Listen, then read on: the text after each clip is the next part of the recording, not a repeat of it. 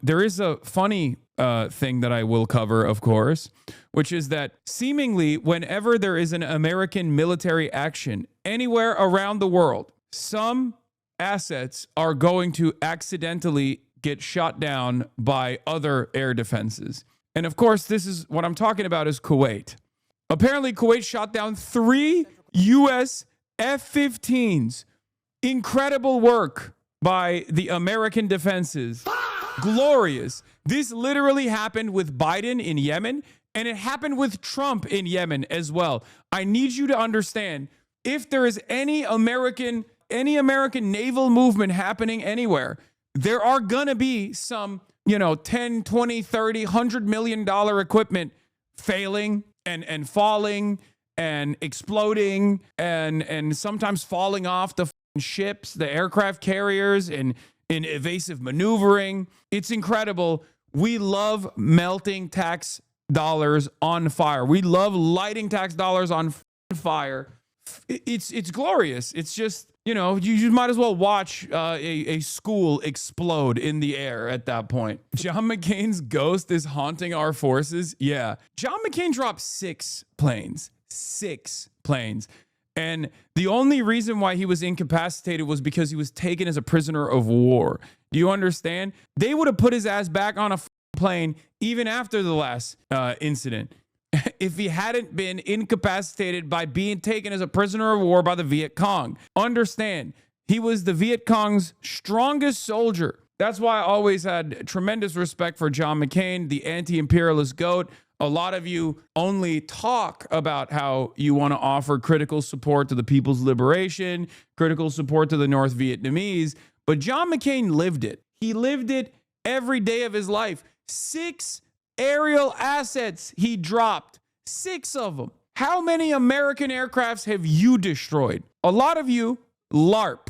A lot of you LARP as though you're like, oh, dude, I think it's, I would love to serve. I would love to serve alongside these people. These people are doing this honorable, brave, anti-imperialist action. America. John McCain lived it. Okay. Recovered and are in stable condition. He lived it. CNN geolocated video that appears to be an F-15 falling from the sky. The pilot parachuting out. There's also video that appears to show a pilot safe on the ground after ejecting. Now, the aircraft were F-15 Strike Eagle fighter jets. CENTCOM says Kuwaiti air defenses mistakenly shot them down during active combat that included attacks from Iranian aircraft, ballistic missiles, and drones. The cause of the incident under investigation. Look, it's clear that CENTCOM is saying here this was an active combat area. Likely, it seems, if you interpret what they said, that Kuwaiti air defenses were engaging drones, missiles, other things at the time, and mistook these F-15s as legitimate targets too. That is essentially the consequence of the war that the United States is in here. President Trump warned yesterday that there could potentially be more. I fucking love this. I'm sorry. It's so funny. It's so funny. I was just like, wah, wah. Oh, man. Oh, man. Oh, baby. شوف طلعت عندنا هني يا يبا شوف طلعت عندنا والله يا ساتر. Oh, you can always count on these $30 million bad boys, $100 million bad boys, however expensive it is to just Operation, I'll just stay up and keep drinking. That way I won't be hungover at work. Bruh. Oh, man.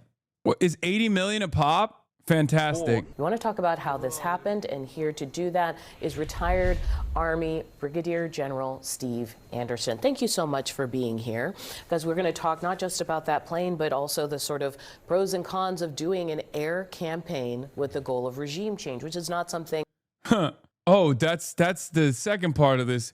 Every aspect of Operation Epic Fail, Operation Epic Fortnite Chungus, Operation Epstein's Fury is just busted, okay? Every part of this operation is so busted because the goals are wrong. The methods are impossible to achieve the stated goals for, right? Like, the goals in and of itself are idiotic. And the methods that we are willing to commit to are not going to help us achieve those goals at all. It's incredibly violent. It's incredibly brutal. It's incredibly deadly. And on top of that, in the process of Operation Epic Fortnite Chunkus, billions, and I mean billions of dollars of American assets in the region have been destroyed. And as a consequence of that destruction, in the hands of Iranian drone strikes, Iranian munitions, Iranian ballistic missiles, we have seen once again that America literally either A, does not care about any of its Gulf regional allies, or is perhaps worse, incapable of defending their own bases. Operation Epic Fail has been insane as far as like doing damage to American might and American military competence. You could not write a funnier story than this. Operation Fortnite Chungus is conducted by actual drunk assholes, drunk rapists who are just drunk at the wheel. Like very clearly drunk driving this situation, drunk driving the car. Haas MVP? What did he do? Oh, he's putting falling planes on the screen. Okay, they don't show the funnier parts about this. Here, watch. Video showing locals approaching one of the F-15 pilots who ejected over Kuwait. Really? You need something to help you? No problem, you're safe. You're safe. Everything good? No problem. Thank you for helping us. Everything perfect? Oh no, bro. They're gonna hit the fucking female pilot. Oh no. Oh, they're gonna say DEI, except the other two pilots were male, but it doesn't matter. Dude, no, do not take that helmet off. Just make your voice more coarse. Be like, yeah, I'm a white man. Oh no, we got a hashtag girl boss, dude. Oh no. Absolutely necessary to look at this. Oh yeah, this was really funny. Downed American pilot while in the shape of a swastika surrendering to a man with a stick. Come on, dude. Zero subtext, only text. It's 3 days into the Iran war. Yeah, for the record, for people who might think like, oh, it's because the Kuwaitis hate these guys. No, the Kuwaitis love these guys, okay? I need you to understand something. They probably thought he was an Iranian pilot at first, and then they realized that he was an American pilot, and then they put him in the back of a car so that they could take him to a hospital. Police? Yes, 1 minute. 1 minute. لا ايش بالدبه 1 minute 1 minute 1 minute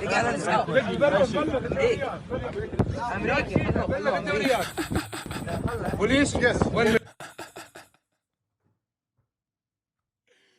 Brother, what is happening? Bro, we are not a serious country, man. They put him in the back of the car like a dog. Oh my God, dude. Oh, that's so funny. That's awesome. Kuwaitis are providing cover. Only system they have that can hit F-16s are Patriot batteries, which have lots of fail-safes due to past FF incidents. It was Iranian batteries. U.S. is just lying. Yeah, there is a suspicion on whether or not this was friendly fire. And I guess America would rather say it's friendly fire than say that it was Iranians that struck the Iranians that actually struck the F-15s. Having said that, I don't know. Maybe it is. It has happened before. So, do you see that? That's my truck video from an American soldier.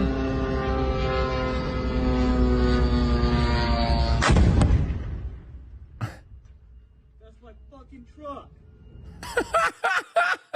I'm inclined to believe that it's a friendly fire, because what Iranian anti-aircraft system is striking Kuwaiti airspace, bro? Like, that's crazy. You know what I mean? It's like, because it literally happens. It happens right on top of the Kuwaiti airspace. Like, that's this is cognitive information warfare, e.g. lie the out of everything and claim otherwise. This is a new NATO doctrine. Iran has S-300s within range of Kuwait. I don't know.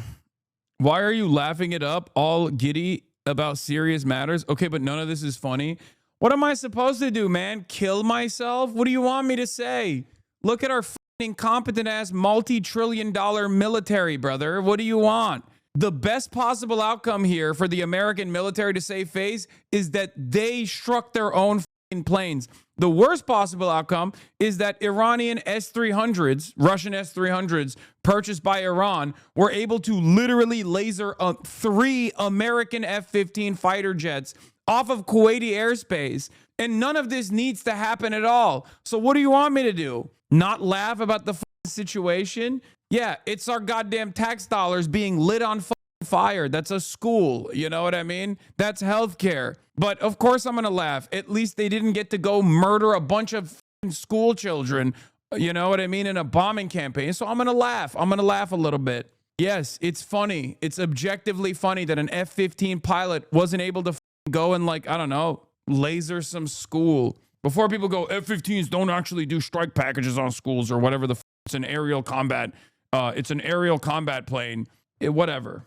The F-15 friendly fire claim is either a lie or a U.S. command failure, but something is off, says Adam Cochran. After talking to experienced military sources, here's how we know the reporting is covered. Kuwait uses 3 types of air defense systems: Patriot, Improved Hawk, and SHORAD. A SHORAD-type air defense would not reliably take down an F-15.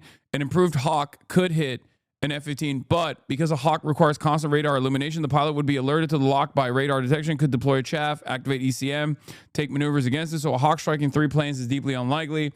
The Patriot system can reliably strike targets like an F-15, and so we know it's likely that this was the system used. But Patriot systems rely on multiple ID types to engage a target. Radar track behavior rules. It shoots at things that act like a missile. IFF signature, broadcast automatic signature between fighter craft and ground systems. I mean, look, I don't know what the what the point of failure is here, but it's the American military, so I feel like there's numerous points of failure that you could point to. How is it not funny? It's the military industrial complex being incompetent. Nobody got hurt. Is literally hilarious. Exactly. I will say a couple things that have proven to be true here. Okay, a couple things that have proven to be true here once again. Maybe a lot of you are too young to remember the numerous points of failure that took place in the global war on terror when they first went in. When you go into an active war, no matter how much you've done combat simulations, no matter how much you've like trained your troops, there are going to be very real problems when you get into a real shooting battle. Okay, it's always a clusterfuck. I mean, the one example I always use is like the Humvees. They brought all these Humvees into Iraq and Afghanistan, and literally they had no coverage, no protection underneath the Humvees.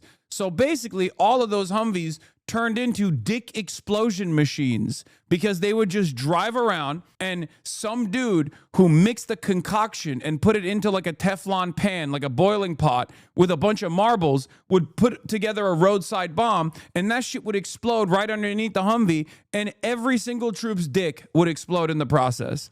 Okay? Literally. How do you not factor in like armor underneath the goddamn Humvee? It's shit like that. It happens all the time. No matter how much you think you've factored everything into the equation, you have the most sophisticated equipment, you have the best machinery, there are always going to be issues.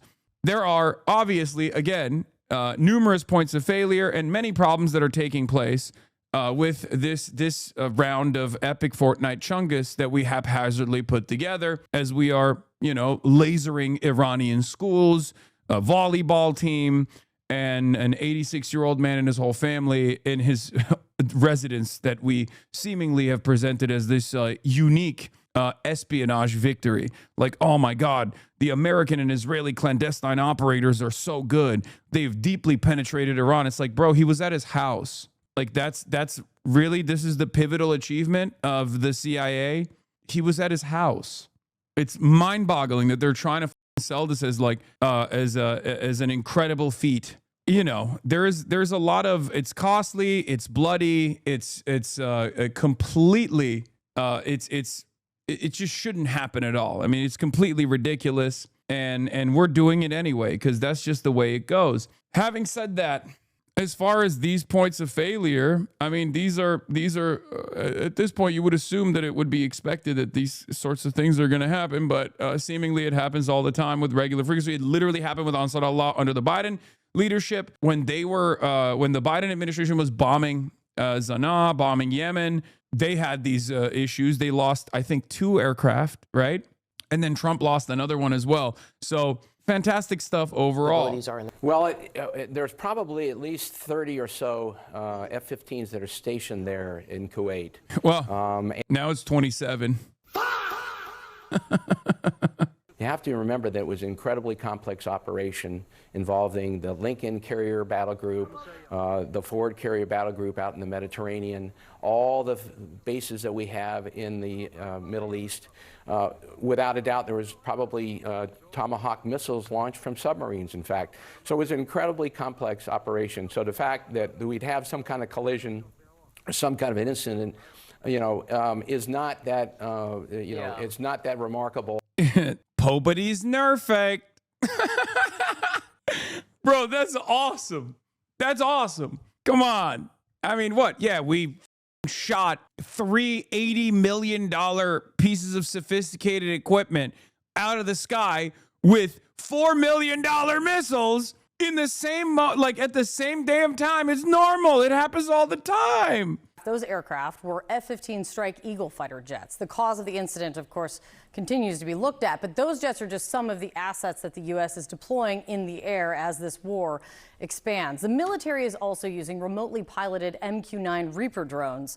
They carry Hellfire missiles and guided bombs. They are also using B-2 stealth bombers, valued at just... Isn't it wonderful to see why you don't have healthcare on TV every day? I love when mainstream news turns into like QVC for the American military industrial complex. They're like, look at the might of our weapons. They're so sick.